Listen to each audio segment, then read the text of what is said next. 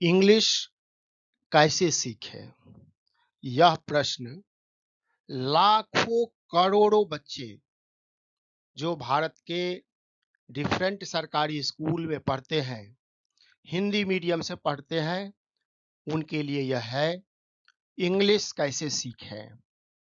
और यह बात वही सिखा सकता है जो हिंदी मीडियम से पढ़ा है, जो सरकारी स्कूल में पढ़ा है और इंग्लिश के बदौलत कहीं नौकरी गेन किया है, कहीं नौकरी ली है, इंग्लिश को रुकावट अपने जीवन में नहीं आने दिया।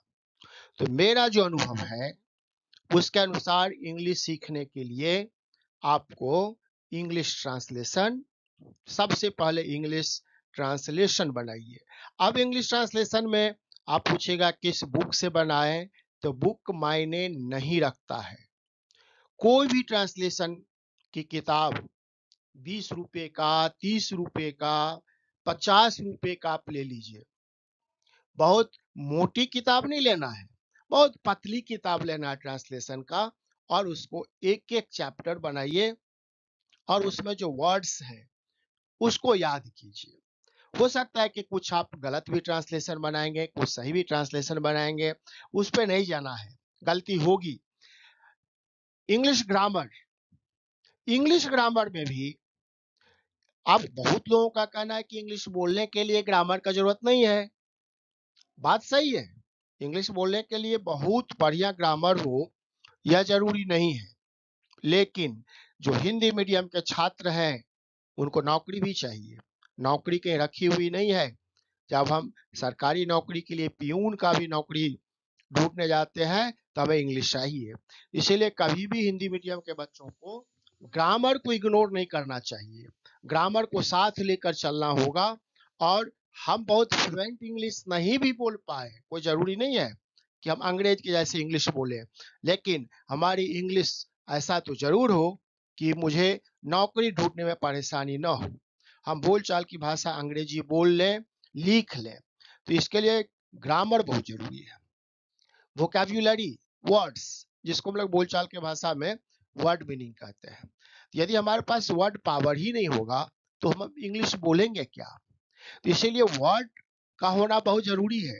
अब मान लीजिए कि कोई हमको कहना है कि अलग कर दीजिए, अब अलग कर दीजिए तो अलग का इंग्लिश अब सेपरेट हमको पता ही नहीं है, तो हम अलग कैसे करेंगे, क्या समझेंगे?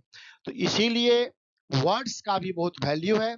जब आप इस तीन चीजों पर काम करते हैं, इंग्लिश ट्रांसलेशन, इंग्लिश ग्रामर और वोकैब्युलरी, अब हमें विद्वान भी नहीं बनना है, हमको किसी को चैलेंज भी नहीं करना है कि आप पूछिए ग्रामर में, जहां से पूछना है पूछिए, हमको आता है नहीं, ये तो समुद्र है। हमें काम चलाओ इंग्लिश सीखना है, हमें रोजगार चाहिए, हमें नौकरी चाहिए, इंग्लिश कहीं बाधक न बने। इंग्लिश मीडियम स्कूल में पढ़ाने के लिए बोलचाल की भाषा चाहिए, इसमें हम तेज हो जाए, हमारे जीवन में इंग्लिश रुकावट न बने, इंग्लिश बाधा न बने। ऐसा ना हो कि हमें लगे कि मैं हिस्ट्री तो बहुत ज्यादा जानता हूँ लेकिन ग्रामर मुझे नहीं पता है। तो इसीलिए ग्रामर पढ़ना है, ट्रांसलेशन बनाना है और वर्ड्स सीखना है।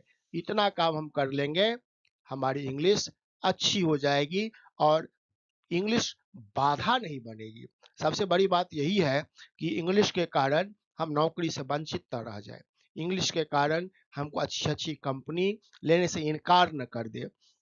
इसीलिए यदि इंग्लिश सीखना चाहते हैं तो भ्रम में मत फैलिए, नहीं जाना है कि इंग्लिश सीखने के लिए ट्रांसलेशन की क्या जरूरत है, ग्रामर की क्या जरूरत है, वोकैबुलरी की क्या जरूरत नहीं, जरूरी है। इसके बिना कोई इंग्लिश नहीं सीख पाया है, हिंदी मीडियम के छात्र खास करके। तो इसीलिए हम इंग्लिश सीखना चाहते हैं तो एक मामूली किताब, किताब पर मैं बिल्कुल जोर नहीं दे रहा हूँ, एक ट्रांसलेशन का ले लीजिए, एक ग्रामर का ले लीजिए। और वर्ड्स, वर्ड्स कहाँ से लेना है? अपनी किताब से। आप 6 में पढ़ते हैं, 7 में पढ़ते हैं, 8 में पढ़ते हैं, 9 में पढ़ते हैं, 10 में पढ़ते हैं, क्लासेस में जो वर्ड्स है, बुक्स में, टेक्स्ट बुक में जो वर्ड्स है, उसी को हम याद करेंगे, उसी को समझेंगे और जो बच्चा हायर क्लासेज में जो कॉम्पिटिशन्स के लिए तैयारी करते हैं वे न्यूज़पेपर का सहारा ले।